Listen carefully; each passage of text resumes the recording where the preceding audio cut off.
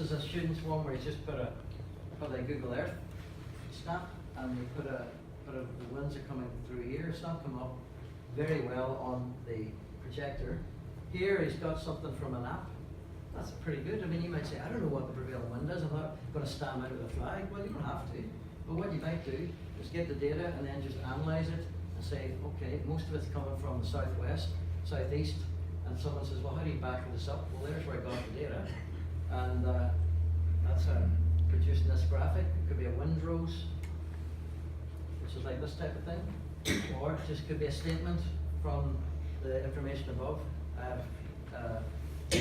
Worked out a result that the prevailing wind comes from the northeast and northwest, and how strong it might be. They might give some indications of the knots, the kilometers per hour, and you may have to do something about it, or else you may take advantage of it. There's different ways of taking advantage of it as well, so you may have to think about that. So again, these are kind of things that students have done in the past, and basically once you've found the data, that's only half the battle.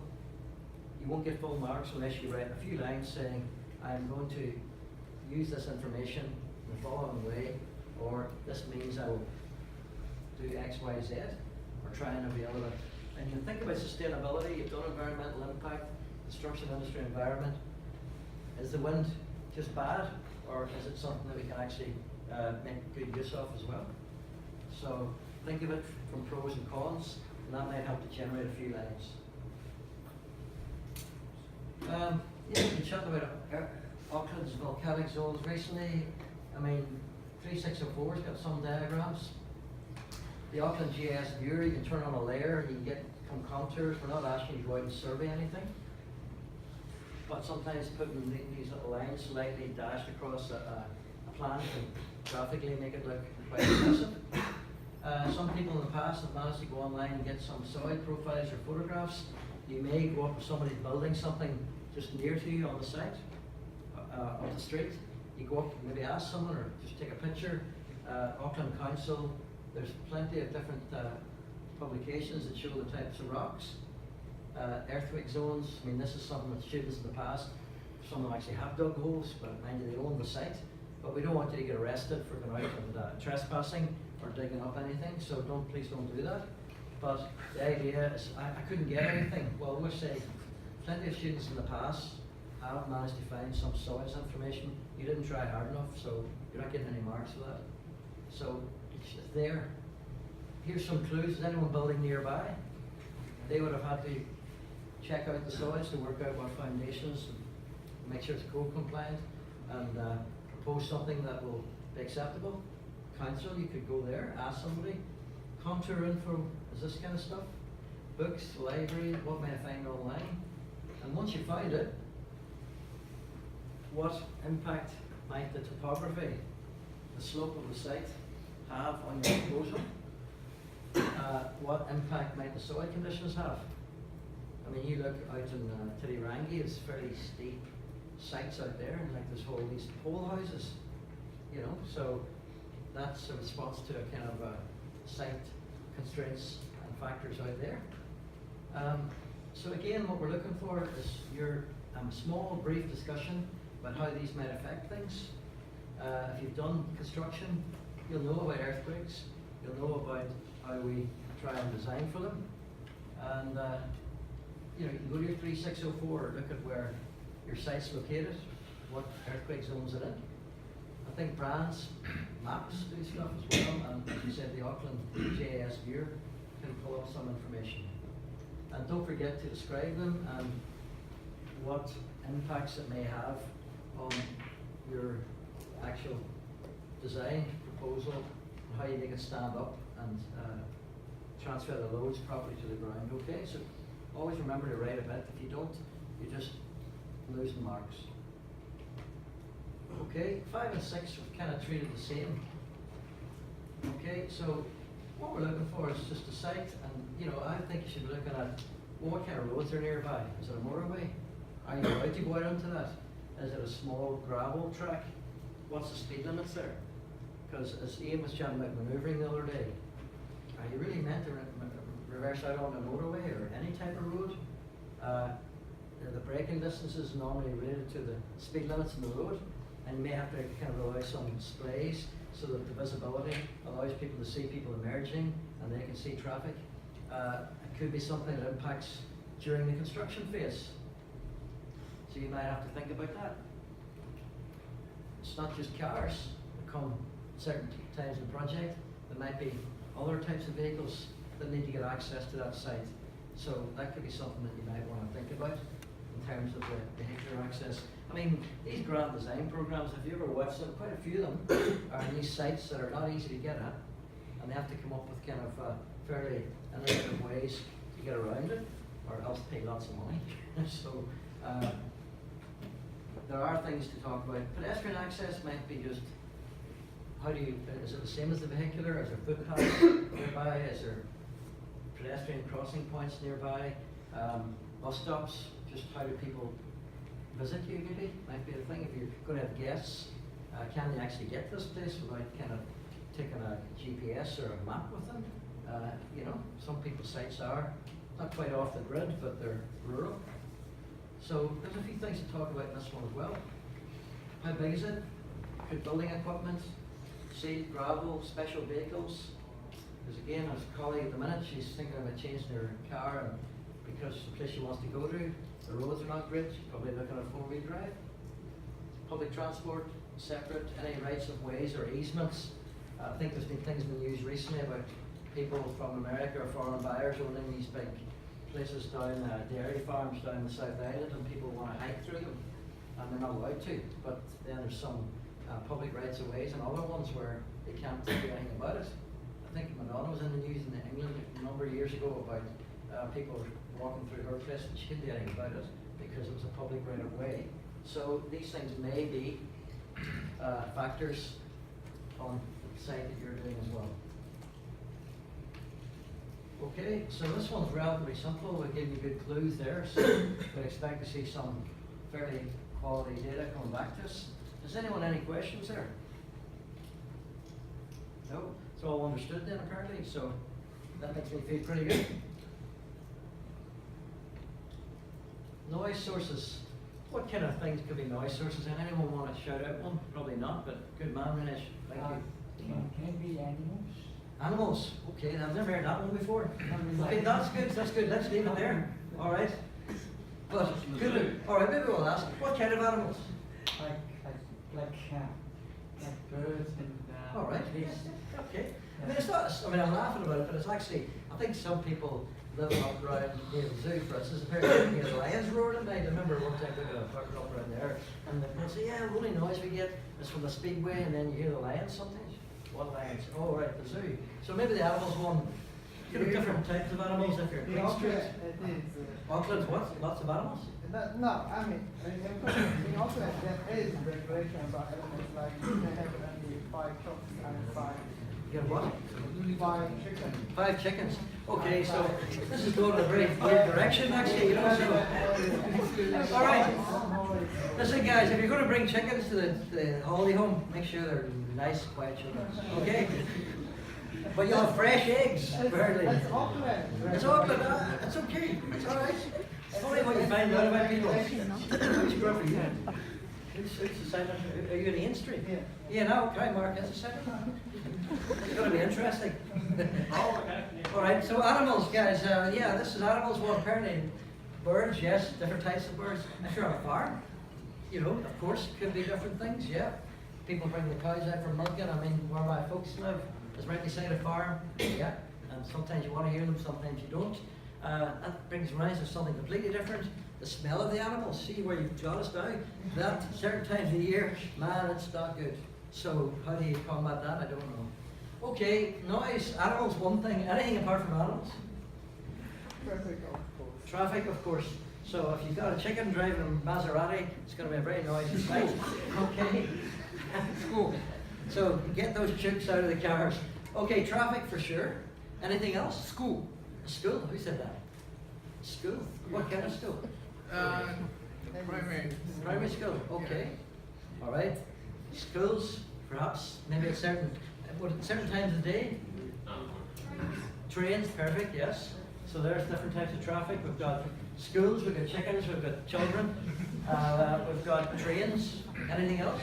What's that? Aircraft, perfect, okay.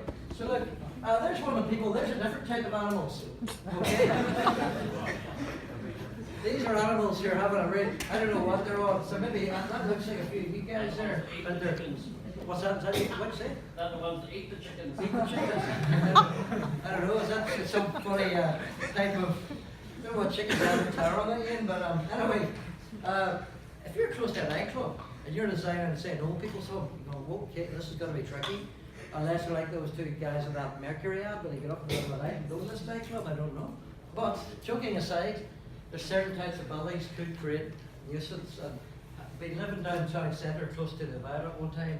I have to buy earplugs, and I quite like sometimes going out, you know, but I didn't want to go out with the kids, they did. So I'm not quite as big as animal as some of you guys, apparently. But that could be a building type that's creating nuisance and noise. We've had one here, which I think down the front, this is near the train station in Newmarket. There's loads of apartments around that. I mean, I know with the electric trains it must be quieter, but boy, and I know you see some movies as well, you see people, and the trains go by in the loop in Chicago or something, the whole thing shakes, so there's going to be noise, it could be some kind of rattling and shaking as well, so these could be factors. What do you do about it?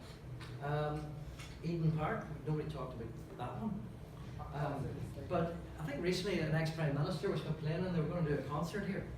And I don't think she was complaining so much about the music. She was probably complaining about the animals who were going to go to there. There were people who were going to go and listen to it. But I'll tell you a funny story about, you know, there are council regulations about this. And in London last year, has anyone, this is really old guy, Bruce Springsteen, has anyone ever heard of him? Okay, we've got a few old students, great. Anyway, he's a rock star musician, right? And I think he's played in Auckland a few times, and I find that he plays for about 3 hours. But in London, the place he played, they were meant to have stopped at 11 o'clock, and he was still playing. And the council just pulled the plug on him. That was it, so you're Bruce, well, what's going on here? The council guys. So they're very strict regulations. I think he went across to Dublin a week later and started the same song, and he made a joke about it. But the point being that there's regulations that state that you can maybe only have so many events per year. And I think that's what the ex-Prime Minister was saying. I mean, Eden Park probably needs more events. There's only a few things on every year. The Blues only get about 10 people, and me going to watch them, so they could do with more people. So these things could create noise. Traffic, I think someone mentioned as well, which is great. And aircraft. So there's probably other ones. The school one. Think about it. But if there's these noise sources, you've identified them. What can we do about them? Any ways around that? Fence. What? Fence. What do you say? Fence. Fence? Put a fence? Okay. All right. Well, fence will keep out the animals, but it won't keep out the noise. All right. Mystery, what do you reckon? Soundproofing. Well, that's what we're looking to achieve. So, how do we achieve the soundproofing? Oh yeah, perfect. Exactly. So we had a really good answer at the back there. You could do specialist glazing, double glazing, triple glazing, depending on how big a nuisance identified. Yeah, double glazing makes a hell of a difference. Okay.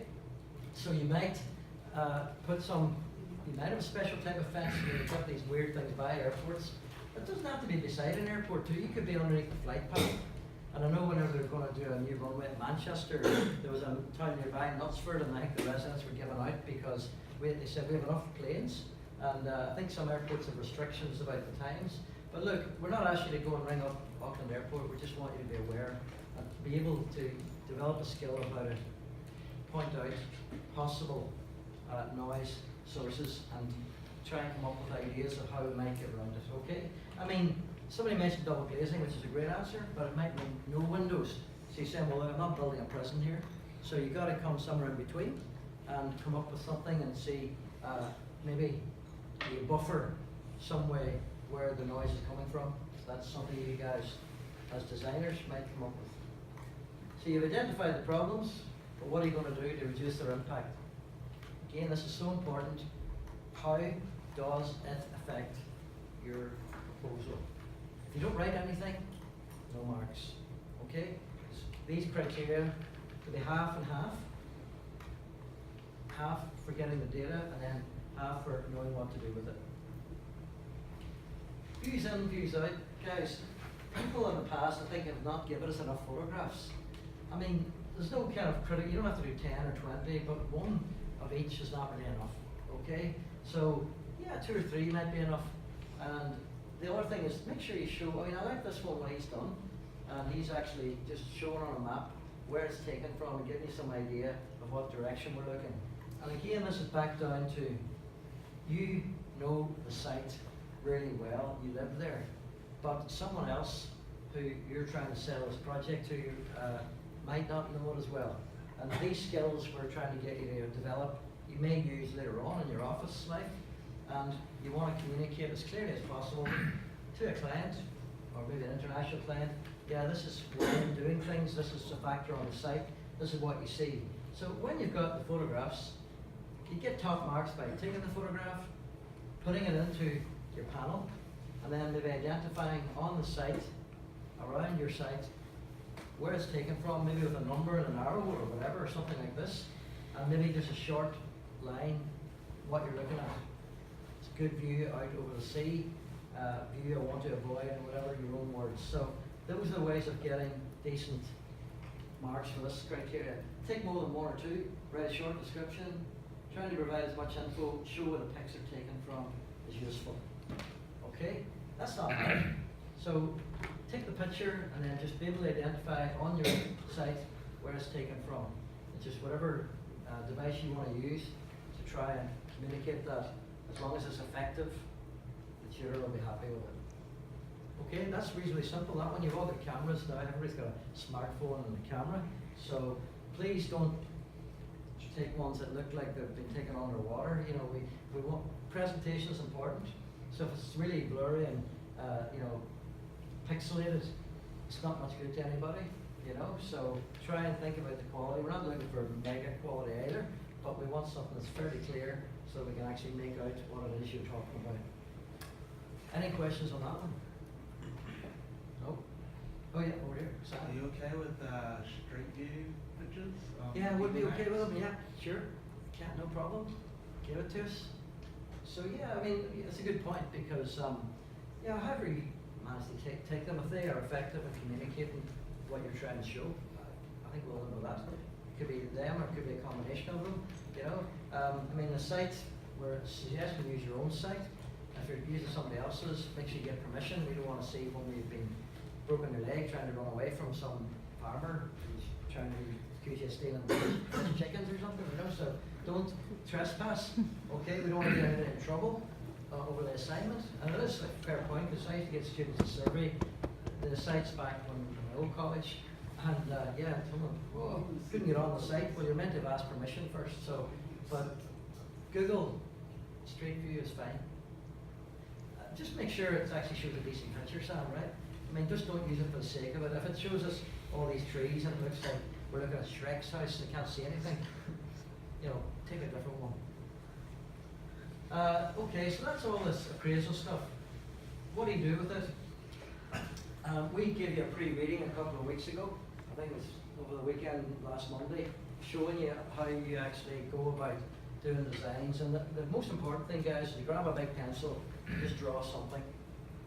Don't have a white sheet. Don't sit there and mute. Don't have us pulling teeth the way I have to do with some people here. Just draw something, even just draw circles and with names on them of the rooms you think you'd need. Because that's better than having a white sheet of paper.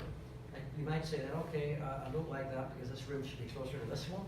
You might identify public, private, wet, dry. It's all common sense, you know, and you might say, well, these things are going to link through. That one hopefully will come up better on the PDF, but we're not expecting you to copy these ones. This is why everybody's got a different site, so we're hoping to see some different buildings. We're not looking for elevations, we're looking for site plans and plans, okay? Just if somebody sketches out a shape, that's okay, but the main thing we're looking for will be design development and a sketch plan of this little proposal. And the proposal and the plans should show us the reasoning behind it, which comes from all the stuff that you've analysed. I mean, this is a guy a couple of years ago, just started playing around the blocks. And, you know, he just some shapes. They didn't have to be exactly the same scale, but I thought this was great. It was somebody else's screen. And he's qualified last year. But you know, this is just one way, and you know, that was great. I think a combination of the blocks and some rough sketches. So these are not clinical CAD drawings by any means. They're rough, and yet they're very, very useful. I put notes on it, and I would advise you to do the same. I'm not so much worried about these things, but you can mention it if you like. But don't get too caught up in all the council rules. We're going to study those really in a couple more weeks. So I wouldn't get caught up on that stuff. This is more a kind of architectural exercise and taking the kind of more physical factors as opposed to those statutory ones. Well, of course they're important, but these stuff is good evidence of, you know, it could be some photos of little models or whatever way you chose to do it. There's more than one way of doing it. These sketches, again, he's done all these sketches and he's come up with something. Now the only thing I don't like with this one is that his site plan, unless the deck's right out to the edge, but he hasn't got enough landscaping in it. So I can't remember if that was his final one or not. But, you know, it's quite a funky shape. It's certainly original. You know, and he could have taken that shape, that site, and said, okay, I've just got a rectangle here, like a bar of chocolate, but no, he's kind of maybe had good reasons for trying to aspect this towards maybe a view or something, and the shape got generated by that. I mean, the shape's quite important. There's a building in New York called the Flatiron Building. It's big, it's not a big skyscraper, but built about 1900, and it's shaped, it's called the Flatiron Building because it's shaped like an iron. And the reason for that is you think you have Broadway going one way and Fifth Avenue going the other, and the site was right on the point. So the architect says, well, I'm going to use the whole site, and that's why I think its real name's the Fuller Building, but they call it Flatiron because yeah, that's the shape of it. So there was a classic example of the constraints of the site telling us exactly what shape or footprint that should be. So you can see this guy sketching here, and then this kind of thing is getting close to what he's ended up with. This one you can't really see it. This one's a bit more kind of clinical and sterile, really, and that's why we don't want people doing CAD. We'd rather have kind of get those creative juices flowing. And I'm not saying you can't have straight lines, of course not, but we're more interested in just a neat sketch one. It doesn't have to be even as neat as what you did for your 4043. It's still presentable. We're still clients, and we want to see nice presented work because that's the business you're in. I think we're nearly finished now, and again, this is one from a student years ago at a different college, and I think he might have taken some sketches out. I think these green ones were ones we'd done, so that kind of helped him out, just sketching, but just rough sketches and writing notes about what he's trying to do. And always, you guys should always be thinking back to the site, go back to the site, what's here, even draw the site first, have a think about where you might locate it on the site. And I mean, this is no different to you going to somewhere like Glastonbury or some Splower festival and saying, where am I going to put my tent? Oh, there's the toilets. Okay, there's the bar, there's the music. I really don't know. I think I'll go to the bar or maybe go to the music, whatever. But you're trying to come up with decisions. You go into a nightclub, you go anywhere. Where are you going to sit? You want a table here? Why? There's a view, or it's away from the noise. So you're actually making assessment decisions. You're appraising the situation. You don't have to be Jason Bourne. You're just kind of looking, saying, there's where I want to sit. It's the same thing. So there's nothing here which means you have to be an RADA award-winning or European Architect of the Year. It's 98% common sense. So, plenty of sketches. Keep them no matter how simple or rough you think they are. At least they'll get you up and going. Make sure you've scanned them, because then that means when we're looking to give you marks for your evolution of the design and development, there's the evidence. Put them into the book. So you've got two panels, but you can also just scan some rough sketches. Don't put them on the panels, just put them up as a separate document. Okay, writing sketches, what works, what didn't, or where you've tried something again. That's fine. It doesn't have to be neat. And let's face it, some of you have seen your handwriting. It's nearly as rough as mine. So go for it. And I think that's really it, apart from these watch points. 2 panel, final assessment, whatever software you like. But look, again, people are still not converting to PDF. So if you don't put it in PDF, you're going to lose marks. Probably not a hanging offence or a failing offence, but if you don't put it in the right file format, you're giving up marks. Digital submission, so even though I think on the brief it refers to A3, you know, there's no real page size because we're just going to look at it on the computer monitors. So it's up to yourself, but it's a digital sheet. As long as the things can be seen clearly, just ensure the graphics and text. Have you checked that you've addressed all the criteria? If you haven't, you're losing marks. So that's where we listed them for you. Go through them, and then just highlight it, check them off, say, yeah, I've done that. Have you found the information for the criteria? Have you analysed it? Have you actually written how you're going to use it? Appendices, the two panels are a nice presentable bit. The things at the back are your rough work. So two nice panels, whatever, PowerPoint, whatever ones you like to use. And the other things can just rough scans as appendices. References, if you've taken the photos yourselves, say so. And this is not a CAD submission, okay? So if you give us a CAD submission, you're going to be in trouble. All right?